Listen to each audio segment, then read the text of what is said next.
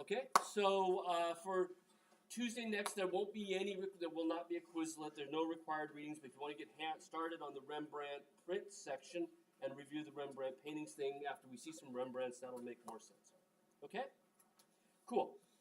The first thing after I reach puberty, the first thing I want to do is talk about Baroque art, right? I want to sort of give you some historical background about what's going on in the 17th century in art, not only in Holland, but how that relates to what's going on elsewhere in the 17th century, right? To give you some context for this. Now, a few people have had intro to art history, so they kind of know this stuff, or at least have seen it before. Some people have had more than that and know it well. Can come up here and teach it themselves. Margaret. A couple of art history minors here. But this is basically just a generic overview about sort of what is 17th century all about. And to sort of get us there, I wanted to pop back into the Renaissance to talk about sort of how we get to the Baroque period, this term that we use for 17th century art. So Renaissance art in general, right? The Renaissance is a period that for art, at least, covers roughly 1300 to roughly 1520, right? 250-ish years. Right? And historians have, and the Renaissance artists called themselves Renaissance artists. They really did think that they were doing something special. They were one of the first sort of self-aware art movements, right? And Renaissance means rebirth, and what they were trying to do was get back to a sense of ideal perfection that they believed existed back in ancient Roman art. That by this point was gone for over 1,000 years. And so they were reviving some of those ideals, not only in painting, but also in poetry, and also in a sense of civic duty. All of these things sort of came out of the Renaissance, right? And so in paintings, what we see with Leonardo and Raphael, right, two of our Ninja Turtles, is a sort of perfected balance and interweaving of all the parts, a sort of organic harmony where everything works together, right? So Raphael gives us this wonderful picture from the National Gallery. NGA means National Gallery, downtown, right? And if it's not in a local collection or in Holland, it won't tell you where it is. If you ask, I can tell you, right? But it's not that big a deal. But I want you to know if you have the opportunity to see it, right? I want you to know where it is. So the Alba Madonna, which is named after a later owner, it's the Virgin Mary with Jesus and John the Baptist. You can see how Raphael arranges the figures as sort of an equilateral triangle, like a pyramid. That makes it really stable, you know? It's not teetering around, it's solid. And the landscape is really clear as it moves back into space, right? It has a great sense of harmony and balance. And this is typical for the Renaissance. Leonardo as well, a little bit less so, but still has that sort of pyramidal structure, sort of symmetry to a certain degree, what we call bilateral symmetry. It's a little bit off, but it's symmetrical, really. His landscape is very particular to Leonardo. It's a little weirder than Raphael's, but still very much sort of Renaissance ideals, right? Now, around the 1520s or so, we start to see art change a little bit, get a little bit stranger. And the clarity and the balance start to change. Now, the artists themselves didn't really comment on this, but around the 1920s, art historians started looking at late Renaissance art and saying, it doesn't fit the mold anymore. It's a little odd. So Bronzino down at the National Gallery, about a decade only after Raphael, sort of crowds the scene. They're all really close to the canvas. The body of Christ, right? This is the same subject matter, except with the addition of Joseph in the back, right? So there's St. Anne, who's also in the Leonardo, the Virgin Mary, Jesus, and John the Baptist, right, in the lower right corner. But look how John the Baptist is sort of so crowded that all we see is sort of, rib cage up, right? And it's almost like he's been just sort of stuck in there in the corner, as if the artist is afraid of any kind of open space, so everything's filled. Right, the term, designers use horovacui. It's just every little area is filled with something. And there's this sort of knitting of the figures together in a sort of jumble.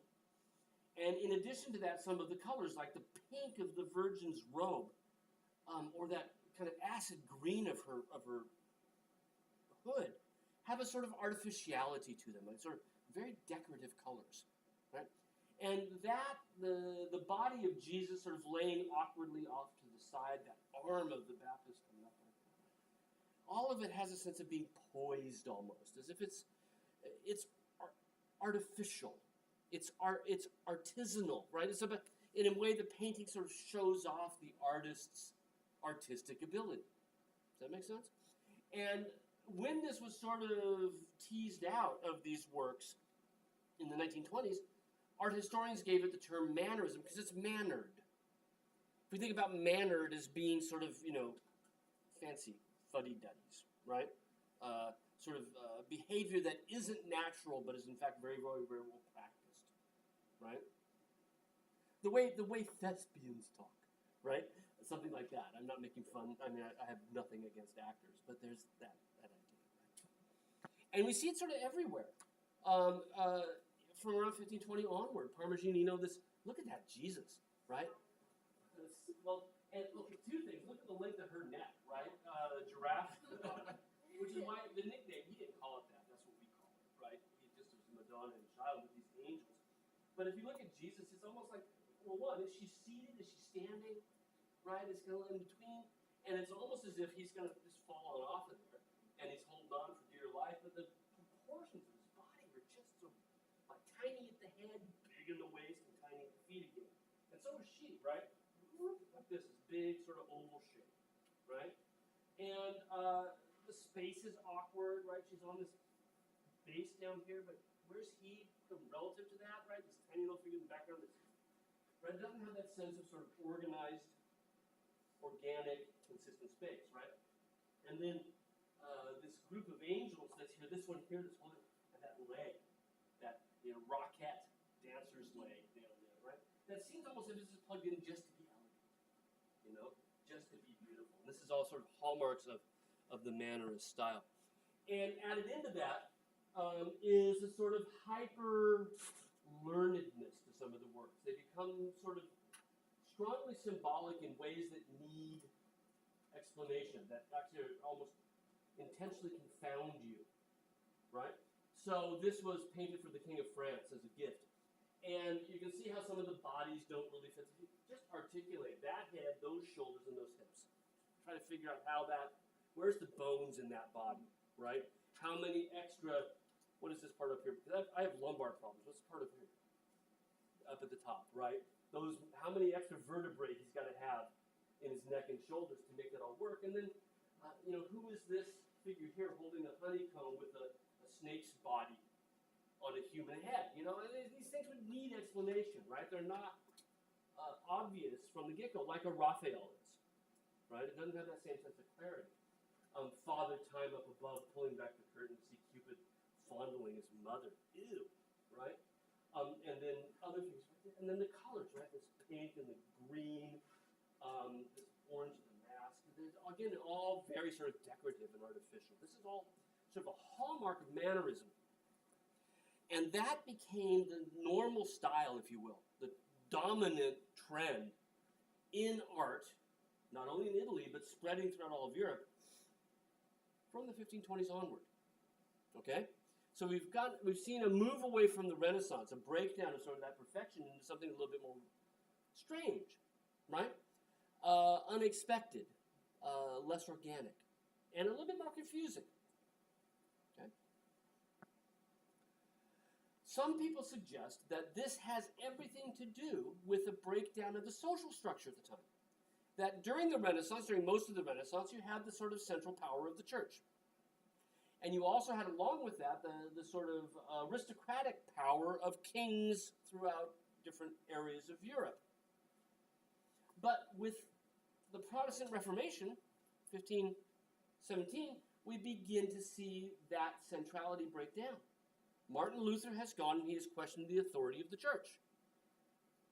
And this leads to a spread of this protest movement, Protestantism, protesting the dominance of Catholicism, and many of its core tenets of faith spread throughout half of Europe, mostly Germany, parts of France, parts of the Low Countries as well, right? Parts of the Netherlands. Okay? And the church doesn't do anything to respond, at least not for about 20 years, right? So the idea that we have an art where we've lost the stability of the Renaissance, at the same time that we have a society where has been also destabilized, suggests a correlation, maybe not a cause and effect, but certainly a correlation, right? Well, the church finally decided to respond to Martin Luther and the Protestants, 1543, right? They decide, well, this ain't going to go away. And I think their plan was ignore it long enough, and the Protestants will just disappear, and everything will go back to normal and be fine, right? And over and above that, there's this idea when you get somebody, now I'm going to speak from the Catholic point of view, even though I'm not Catholic, right? You get this crazy group out there saying stuff, and if you address it, you give it credibility. Does that make sense? Right? If you ignore it, you say, like, that's just crazy talk, right? And if you say something about it, then you actually call attention to it. Right? So part of, I think, the Catholic response to the Reformation was to ignore it. Just, hope it goes away, but also don't give it credibility. Right? 1543, they found it's not going away. It's time for us to figure out where we stand relative to the Protestants. Okay? And they convene a series of meetings called the Council of Trent. Sorry, I got the date wrong, 1545. Right? A series of church councils, all the leaders are going to get together, they're going to hash out the theology at a series of meetings held in the city of Trent, or Trento in Italian. Right? And it lasts for almost 20 years. Right? Now, they're not meeting for 20 years. God, I've had meetings at Marymount that seem like they last 20 years. Right? You've probably had classes that seem like they last 20 years. But they had 3 major sessions, okay? And each one sort of met for half of the year. And what they were going to do is they're going to hash out Catholic theology. There's a major statement on where the church stands on all of the things that the Protestants have called into question, plus more. It's really this is the modern church for the modern world in the 16th century, okay? At the last of the 3 meetings of the Council of Trent, the one in the 1560s, they got around to art. What does the Catholic Church, what's our stance relative to visual art?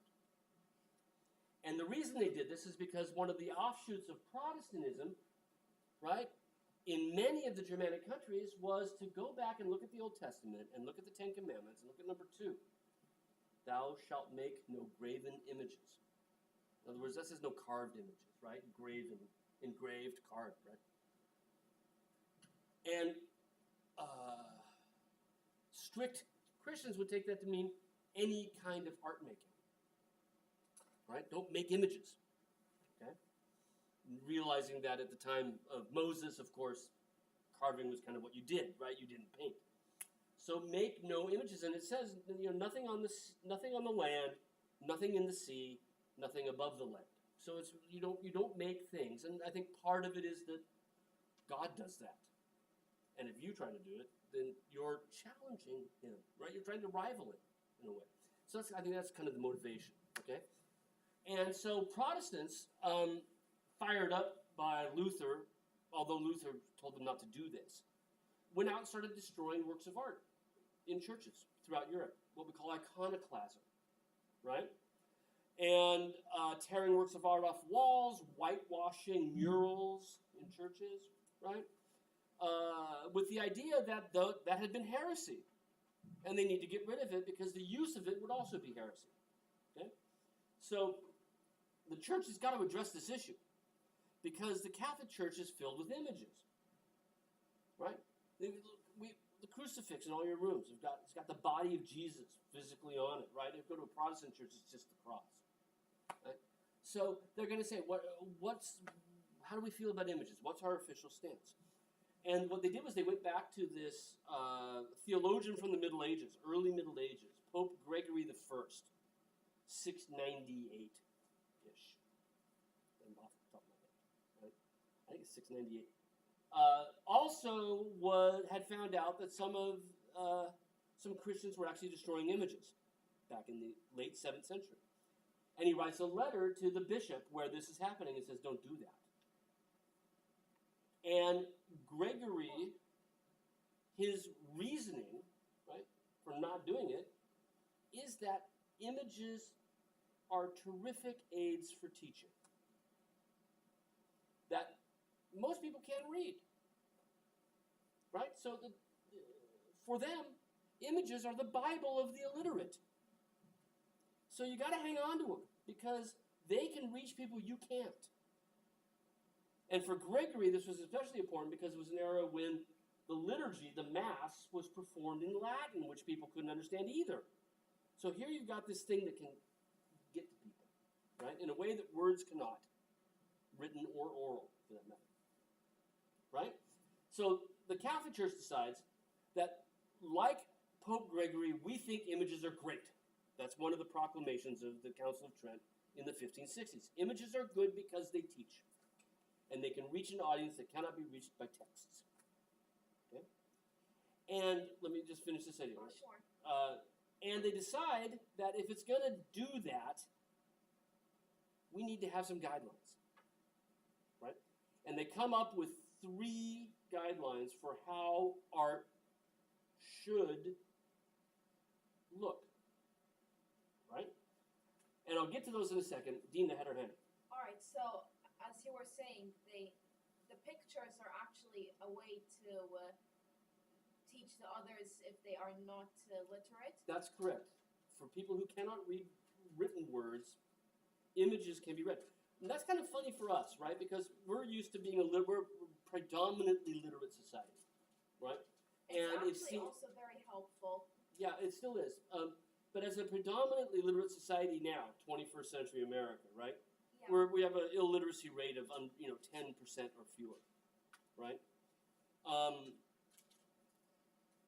We're actually, strangely, rotten with reading images. You know, it's kind of flipped. We take them for granted anymore because we see them. We're so overwhelmed by visual material that we just don't even think about it anymore, right? So you see websites and commercials, and you just don't think about what's going on with them visually. Often, right? I think we're more image illiterate than they were, and more text literate than they were. So the coin is flipped, right? Yeah. Okay, so Council of Trent, they said images are supposed to teach. Therefore, images should follow certain guidelines, and they have 3 basic guidelines. Okay, and all 3 of them, when we read them, seem as if they're a critique of mannerism. First, it should be realistic. Right? So no more of these weird body shapes. Right? Get back to realism. Right? Number 2, it should be accurate to the subject matter at hand. I guess even though it's not a religious image on the left, at least not Christian religion, no more snake-bodied women holding honeycombs, right?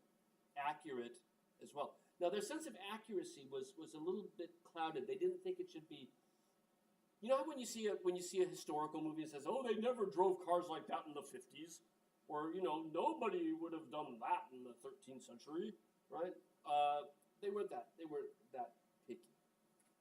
They wanted the accuracy to really relate to the subject matter. So if you had a picture, say, of the calling of St. Matthew. Matthew was a tax collector before he was an apostle, right? And you dressed him in a way that made people could recognize right away that he was a tax collector. That was good.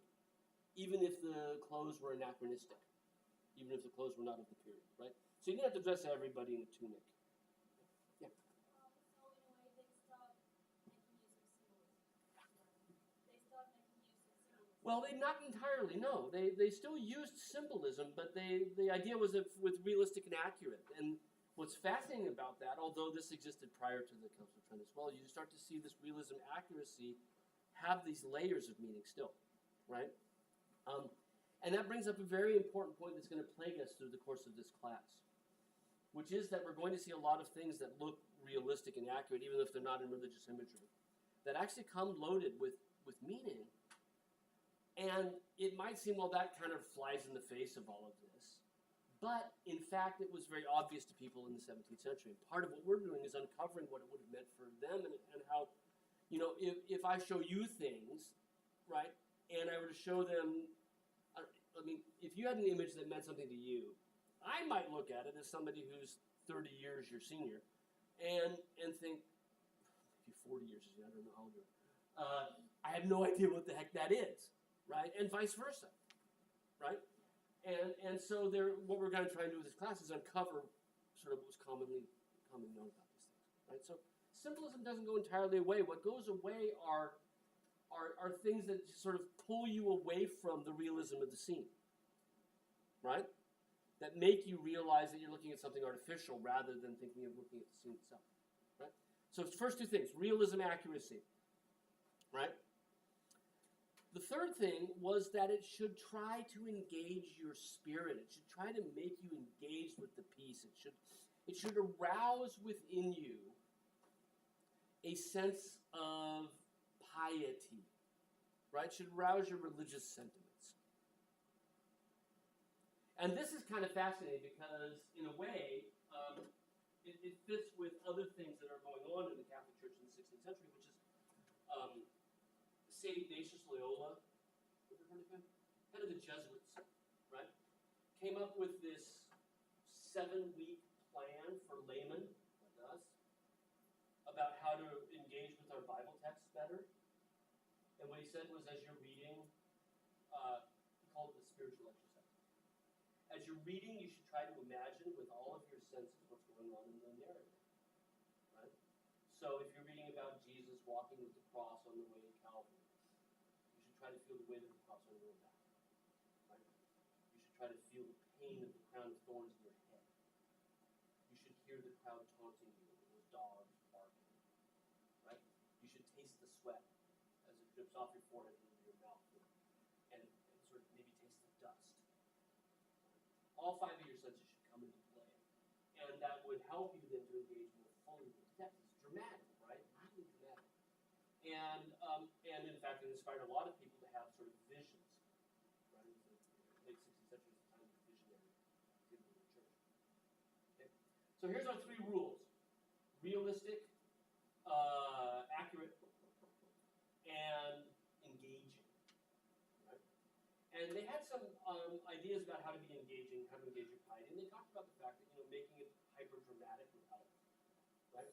Focus on scenes of sort of climactic scenes, right? So what we find is after the Council of Trent is over, into the 16th century and into the early part of the 17th century, and particularly in Catholic countries, we get a sort of more dramatic, more realistic, more engaging, arguably more accurate kind of art. So Caravaggio, one of the most influential artists of the 17th century. We'll find Rembrandt's very much influenced by Caravaggio, even though he never saw one live, right, so to speak.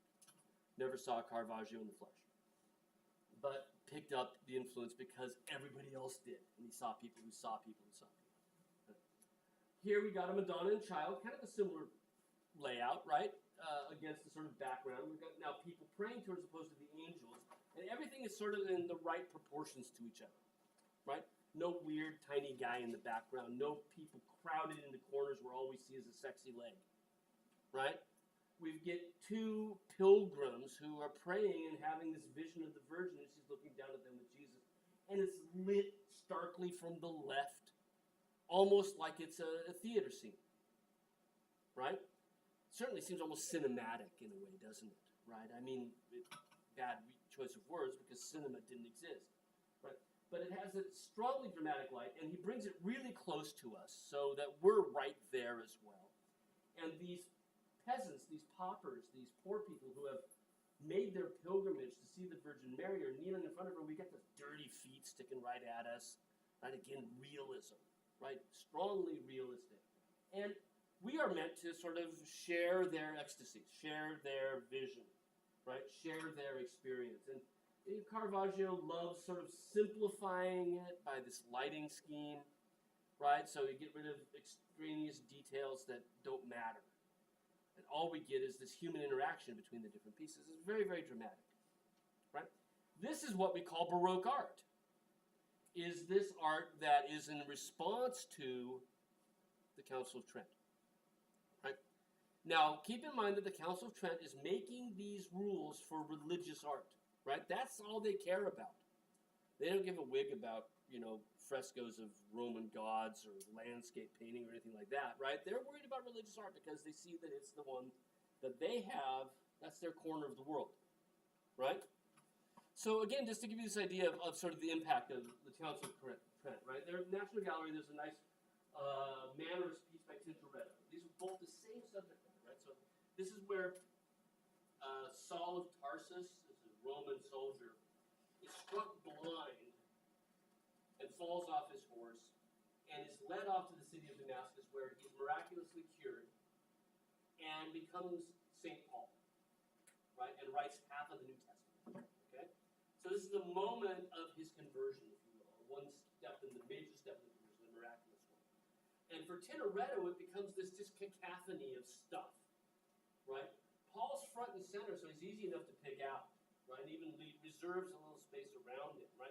His shield and his helmet have fallen off, even part of his armor's down there, right? But look at the color choices, these pinks and these yellows and these aqua blues, right? And then look at what's going on around him. We have clouds spinning, the tsunamis in the water, right? All the rest of Paul's troops are just going everywhere. There's nothing in the Bible that said this happened, right?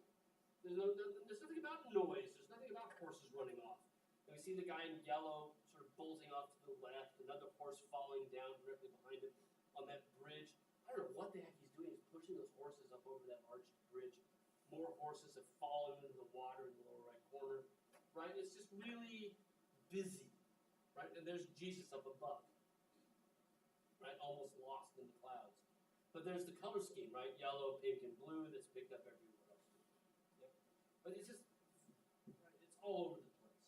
Now, Caravaggio, following the rules of the Council of Trent, a Mannerist artist on the right, Caravaggio on the left as a Baroque artist, simplifies it. It's just Paul and the horse. None of the rest of the noise. The same dark background, strong off-camera highlighting, right? We don't see the source of light. But the light becomes a metaphor, right, Cynthia? So you're talking about, like, there's still symbolism here, in that the light is obviously God, right? But again, the realism of the piece. Look at the guy that's trying to hold his horse.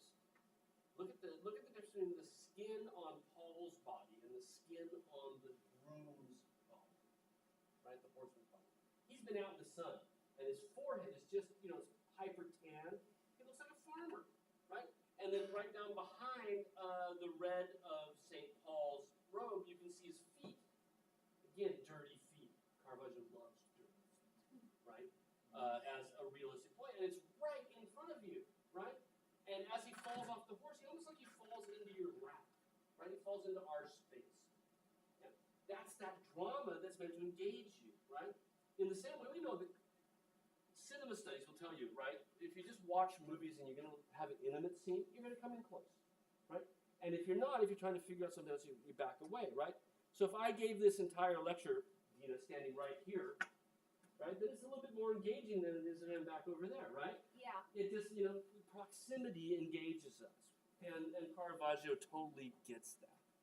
Right? Thomas. Like how jacked they make the people, is that really like realistic at that time? How what? Like how muscular they Oh, are. jacked. You see? 50s, 20s, get this stuff. No, that's part of the ideal. That's the legacy of the Renaissance. Because when the Renaissance was looking for sort of this rebirth of ancient Rome, what they did was they looked back at Roman statues and they're all buff, right? They're all idealized, is what we would say in art history, right? Our idealized figures. And this is the legacy of that, is that this is the perfect body form, right?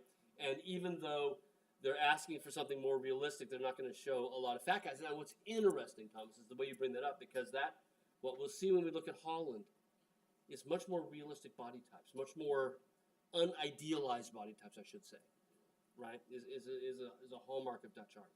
But yes, they're ripped, right? And that is the hallmark of the legacy of ancient Rome and Greece filtered through the Renaissance and picked up again now as they're turning their back on those mannerist body types which are so strangely articulated. Right? We can see this. Caravaggio's approach to art just had this monster influence, right? People saw it and they said, "This is the solution," right? And a lot of early Baroque art is very much sort of derived from what Caravaggio was doing. So Giuseppe di Ribera is a Spaniard. He actually went to Naples, so he saw Caravaggio works firsthand, and he picks up Caravaggio's style and he sends these things back to Naples back to Spain, back to Toledo in Spain, and everybody picks up on Caravaggio there, right? And here's Saint Bartholomew is going to be skinned alive, and this is the moment before his skin is cut off. Look at this second, right? And this guy here is this torturer. Notice the difference in skin types, right? The holy skin lighter and the tortured ruddier, and he's got his knife out, and he's got this.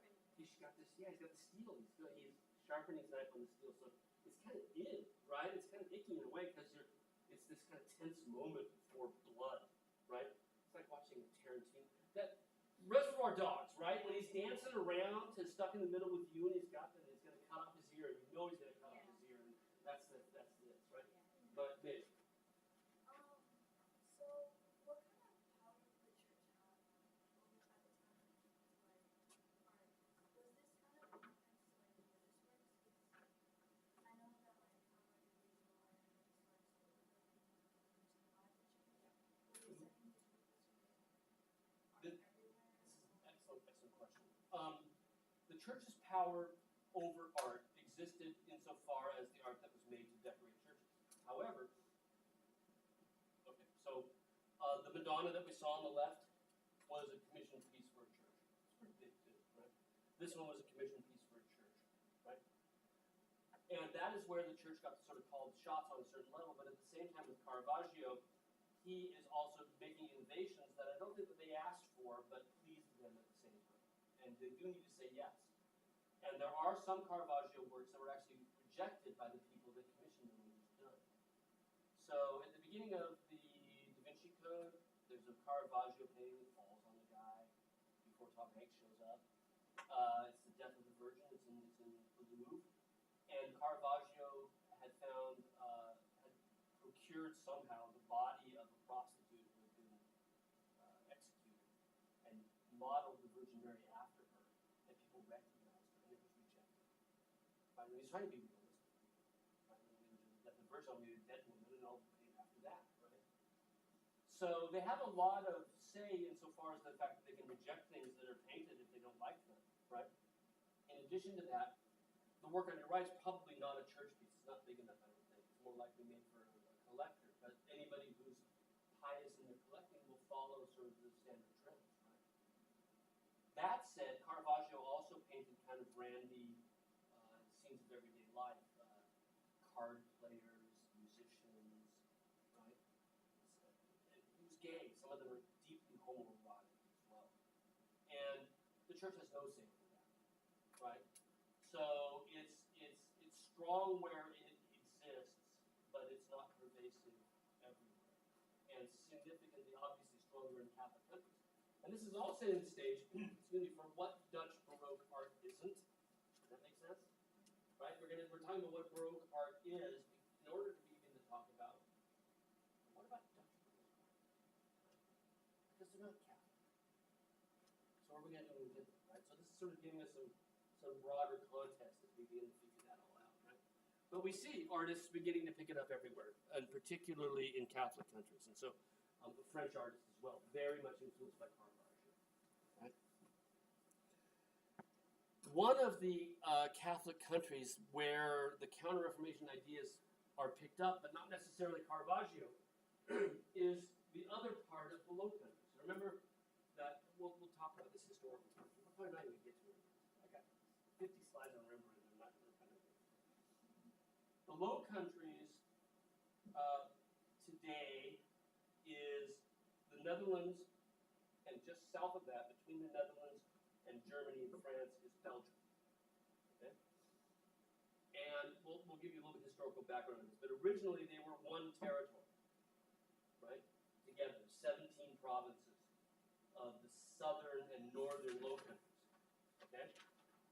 And they split, beginning in the 1560s. 1568 they started to split. The North rebelled against the South and claimed their independence.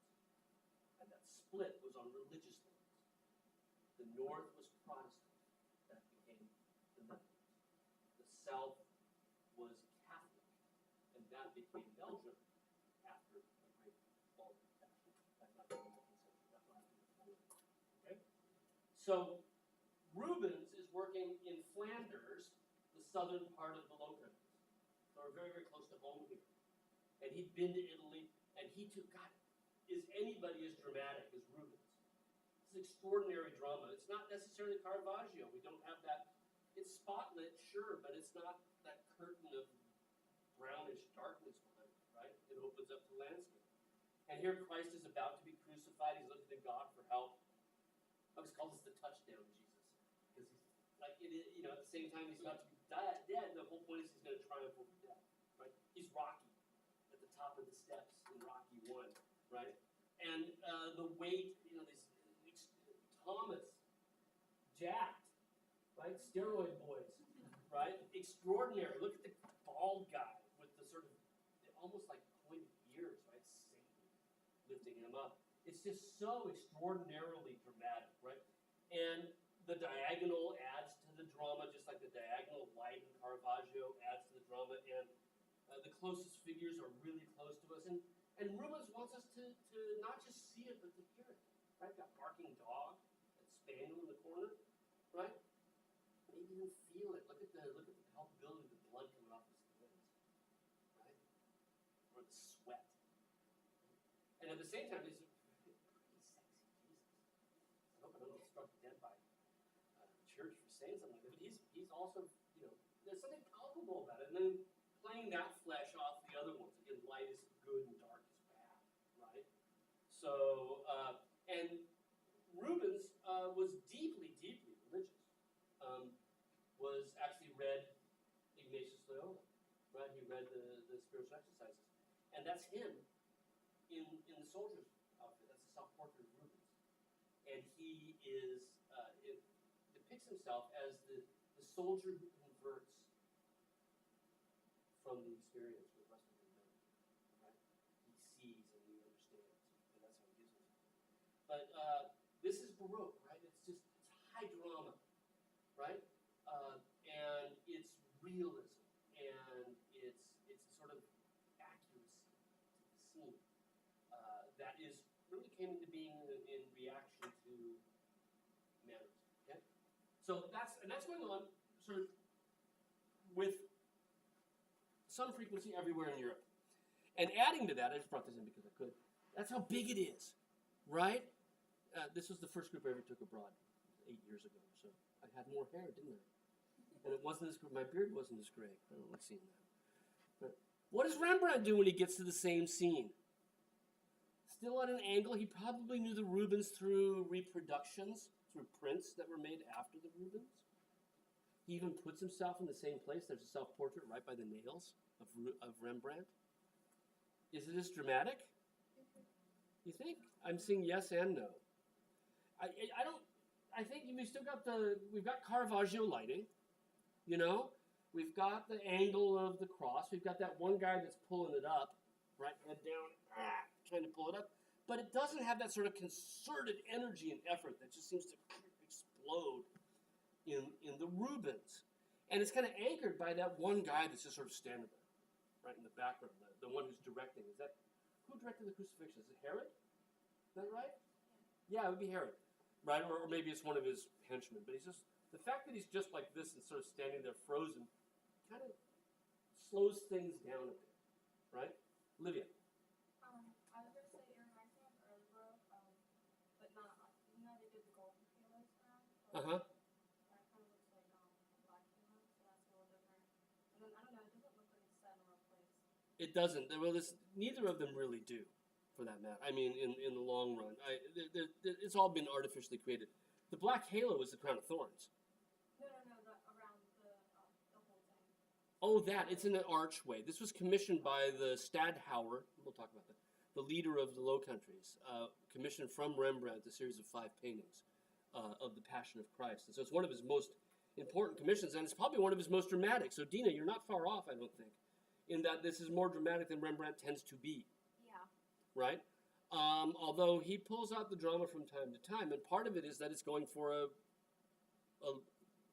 national leader, right? So the arched top that you see here, and I blacked out the sides, that was me, so I didn't want the white showing up on this screen, is that it came in an arched frame, right? And there was a series of 5 of these that he did did 4 of them in 3 years and came to the 4th one sort of later, right? So with Rembrandt we find not nearly so dramatic, right? And this is something that holds true throughout the Netherlands. So here's another, well, okay. Just to drive the point home, right? These are the same subject matter. Here's Rubens doing, this is where Jesus is brought to the temple. And sorry, it's pixelated. The Wi-Fi's been bad. It should zap in a second. Christ has been brought to the temple, and he's going to be circumcised in the Jewish tradition, right? And so Simeon, the priest, is performing, and there's Jesus laying there. And it's kind of funny in a way. Because it's not going to cause him any pain because he's Jesus, right? He's lucky. And the heavens are opening up, and these angels are sort of tumbling around and swirling everywhere. And everybody down below also is sort of interacting and swirling together, and Jesus is laying there giggling. It's a very cute little thing. And he's looking up because he sees heaven opening up, and he realizes this is a good thing, right? But you can see that there's this heaven and earth, and sort of the melding of vision and reality together, and action and drama, right? Look at Rembrandt. It's so earthy, right? It's still the same scene. So there's Simeon performing the circumcision, and there's Jesus held by Mary. But he's still got that Caravaggio light that does add some drama, right? But for Rembrandt, the scene is not the heavens opening up. That's not the important thing. It's people, right? So his take, and most Dutch artists' take on the Baroque, really stands apart from the rest of Europe, right? And the ways it stands apart is it becomes significantly more realistic, even though that was part of what the Catholic Church wanted, but more kind of secularized almost in a way, more humanized, and certainly less dramatic overall than what we kind of see when we look at art in the rest of Europe at the same time. Okay, so now we should ask ourselves as an art history class, why is that so? Right? What made art in Holland so different from art everywhere else? Right? The reason for this is Holland was different. Right? The Low Countries, or Netherlands, had a very different structure in a lot of different ways, had a different characteristic than other European countries in the 17th century. I want to sort of talk a little bit about that, right? So, as an independent region, the Low Countries, right? Okay. Sorry, this is a bit old, confusing now, but it has everything we want. So, the area that we're talking about, right, is up here, upper right corner. And the Netherlands proper is just off the map to the north. Okay? That area got its independent identity around 1350. Originally, it had been part of the Kingdom of France, at least this part down here. And the King of France in 1350 was Charles V, gave parts of France to his 3 younger brothers to govern. One of these was the Duke of Burgundy, Philip the Bold. And Burgundy is over here, the Duchy of Burgundy. So the King of France living in Paris, Paris, right? Gives this region to one brother, gives this region to another brother, gives this region to a third brother. And the idea is that France is just too big for one guy, right? And so there's younger brothers, they'll answer to him, yada, yada, yada. The Duke of Burgundy, whose capital is in Dijon, which you've probably heard of, begins begins to acquire more territory through marriages. This is cool, right? Starts to marry. He initially marries the daughter of a count, and then his kids begin to marry, and they just expand the territory. So while originally he had that little area of blue on the right, where you can see where it says Duchy of Burgundy, through marriages he's able to move from just Burgundy to get Franche-Comté, Lorraine, Luxembourg, right? All of what is Belgium today, all of what is Holland today, right? With a few gaps. Catholic areas usually, right? Which is, he's Catholic as well. This is way before Luther, right? So this becomes this territory that's relatively independent from France and England and Germany, which is important because France and England are in the middle of the 100 Years' War, right? And they're independent from this, which helps them to thrive, okay? So this region, the Low Countries, the Netherlands, from the 14th and 15th centuries is allied pretty closely with France because the Duke is related to the King of France. Okay? End of the 15th century, one of the daughters, with this idea of marrying your way into more territory, one of the daughters of the Dukes of Burgundy marries the King of Spain. Right? And that brings the Habsburg family into the picture. You've heard of the Habsburgs? Right?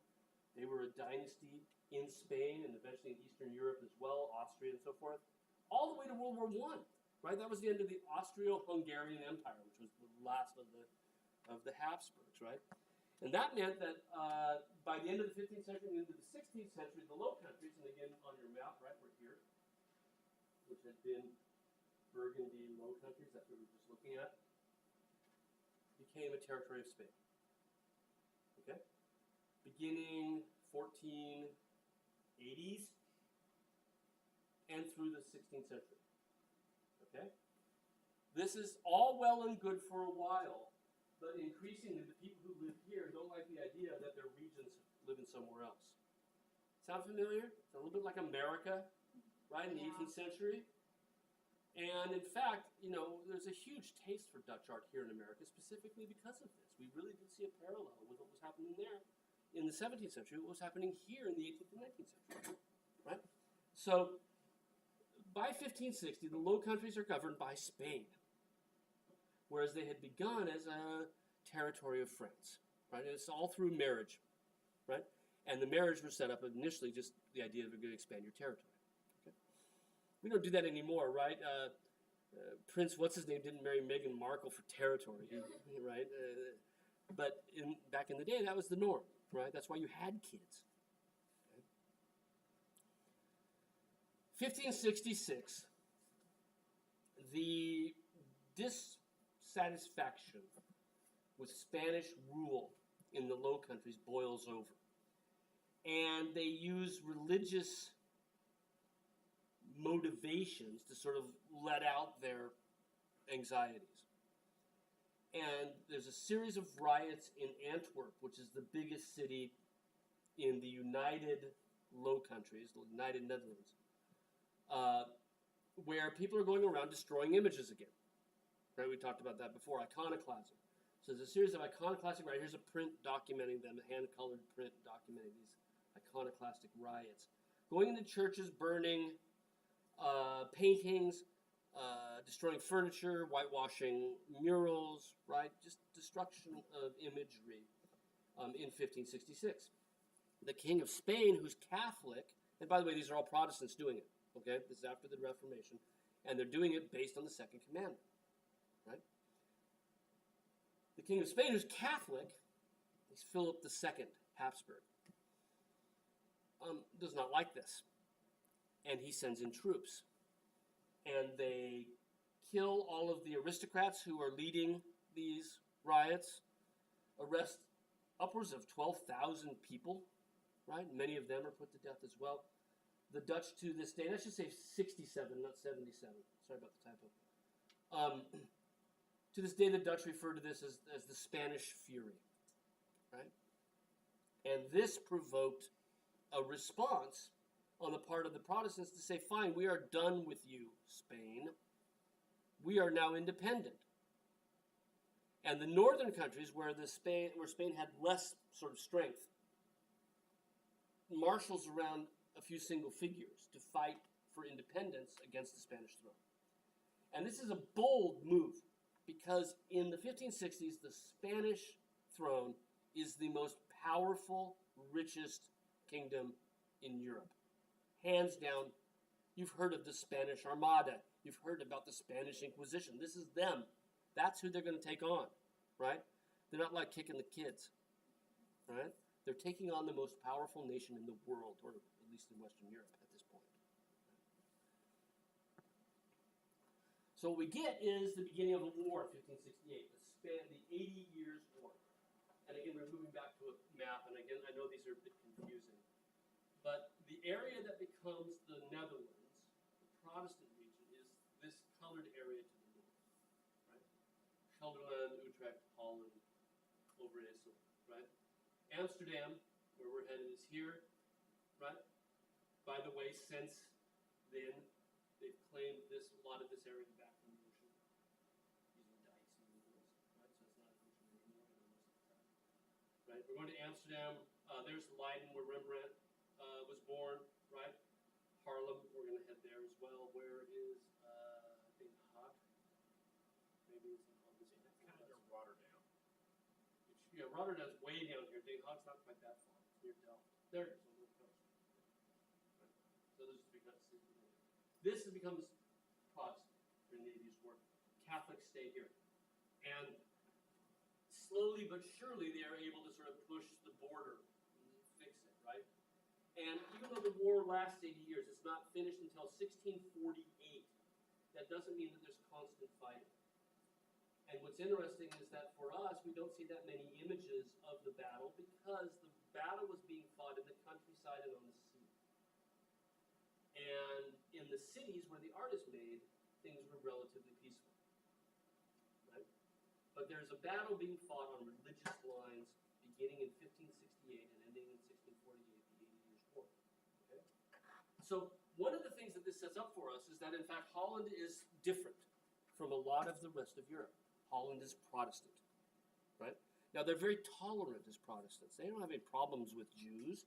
They don't have much problems with Catholics, right?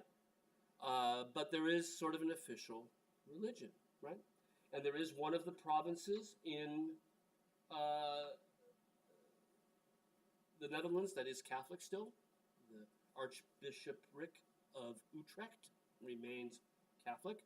And Catholics are able to worship undercover, right? We're actually going to go see a clandestine Catholic church while we're there, right? They found one of them in the attic of an old building. So we're going to go see that with a guided tour, which is nice, right? But they're Protestant, but tolerant, right? A detail here: the person who led the rebellion was William of Orange, William the Silent from the House of Orange. This is, by the way, did you watch the World Cup? This is why the Dutch wear orange, right? From the House of Orange. And even the current royalty in the Low Countries is descendants of one leg of this family still, right? Of William the Silent, William of Orange. And the battle rages on, led first by William of Orange and then by his ancestors, not ancestors, what do you call it? Descendants in the direction. All the way to 1648, the Treaty of Munster and the Peace of Westphalia. Okay? So, Low Country, Netherlands, Protestant. What is today Belgium, Catholic. Right? To this day, that's the case. And this accounts for some of what we see. One, the kind of Protestants that they are, they're primarily Calvinists.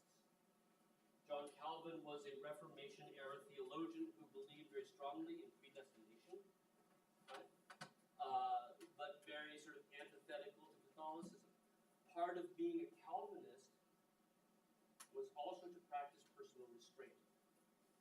Aha, right? Not as dramatic. Personal restraint. Okay? And this shows up in a couple of different ways that are very important for us. One, they don't decorate the churches. Right? So here, Peter Sunderdam, I think we saw him briefly. We saw the one on the right briefly.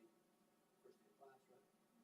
These images of the inside of Dutch churches look so different from the inside of Italian churches. in that there are no altarpieces to see, there are no wall paintings, right? No stained glass windows with images in them.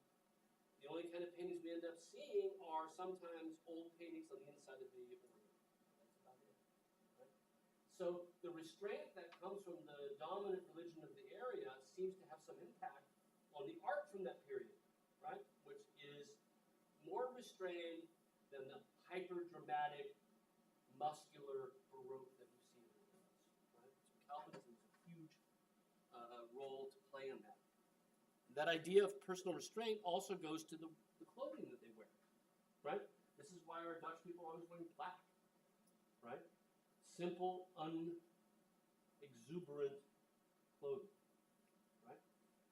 They might put some exuberance, obviously, with that rough, right? I can't imagine even wearing something like that, let alone making it, right? Or trying to paint it either, right? But still, the rest of the clothing, right, ends up being sort of, it's not colorful, right? It's not flamboyant, right? And this Calvinism also led to an approach to picture making that focused on humanity, that doesn't have that Baroque exuberance. Now, the Calvinists that in Holland, at least, are not particularly strict. They have no ban on images. They don't care about religious images one way or the other. They're not in the churches, mind you. They're for collectors, right? But when we see religious images coming out of Holland, they tend to be less Baroque looking, right? And Rembrandt in particular focuses almost exclusively on human interactions, which is something we saw before. Right? So this is one way in which Holland is drastically different, which accounts for how the Baroque art in Holland is drastically different. Right? Another way is the leadership of the country. So we talked about the church on one hand. For most of the other European countries, going back to Maeve's question from before, the church was a major patron of the arts, right? And their tastes and their needs and their desires drove the appearance of these things. Another major patron of the arts in the rest of Baroque Europe were royal patrons, kings and queens, right? And they don't exist in Holland either, right? The Dutch are not governed by a king, at least in the 17th century.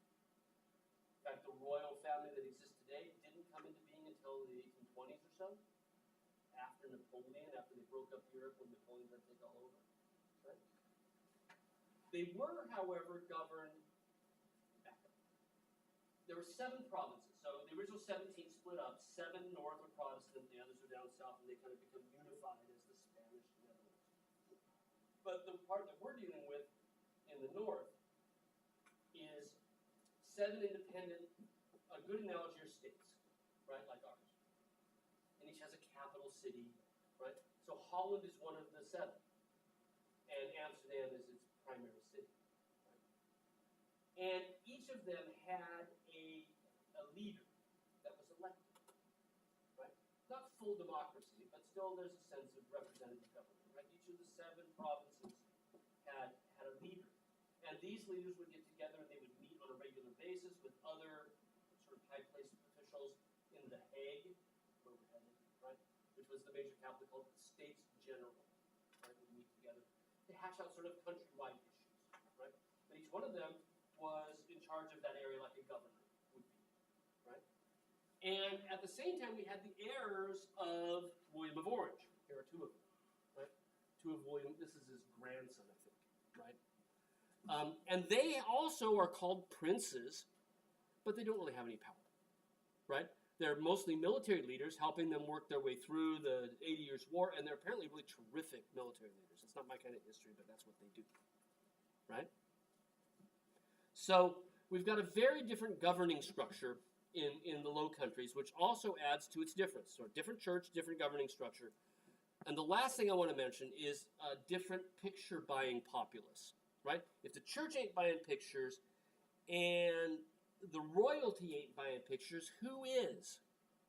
And the answer is just about everybody. That anybody that comes to Holland in the 17th century will comment on the fact that they see pictures in everybody's house. Farmhouses have paintings on the walls, right? it's almost exploded and be total democracy in picture buying. Anybody that has enough money buys pictures. And apparently the wealth of Holland is so extraordinary that the distribution of wealth is amazing. Now there are beggars. We see them in the picture on the left. There definitely are paupers. There are people, there's a wage gap. Not unlike what we're seeing in America today. There's a wage gap, right, between the very wealthy and the not so wealthy. But the very wealthy was not like this 1%, right? It was a lot. And all of them were able to buy pictures and wanted to, right? And so what we end up getting with the works of art are kinds of art that would appeal to everyday businessmen, right?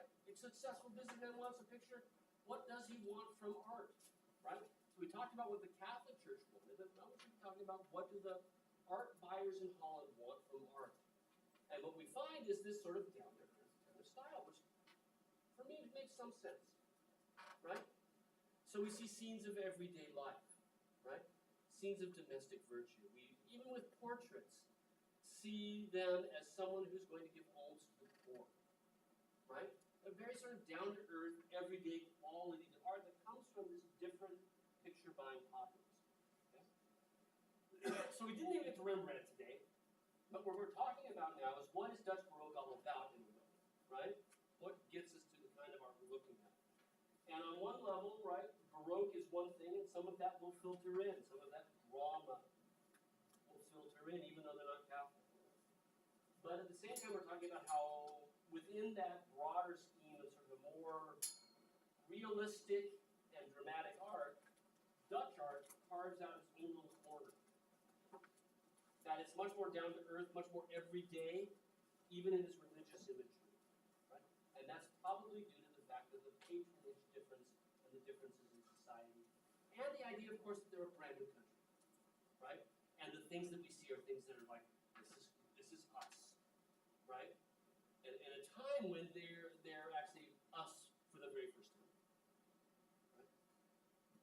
Okay, Tuesday we'll get to Rembrandt. Right? And so I'll update the schedule.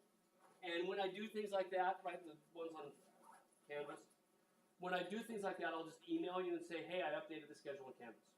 Right? So the schedule that's on the syllabus is that tentative thing that I have to turn into the dean. Follow the one on Canvas, okay? Because that I'll keep it sort of 2 classes ahead of where we are. You'll know what's coming up from the one that's on the syllabus, but it may not be coming up on the same day it shows up on the syllabus. Does that make sense?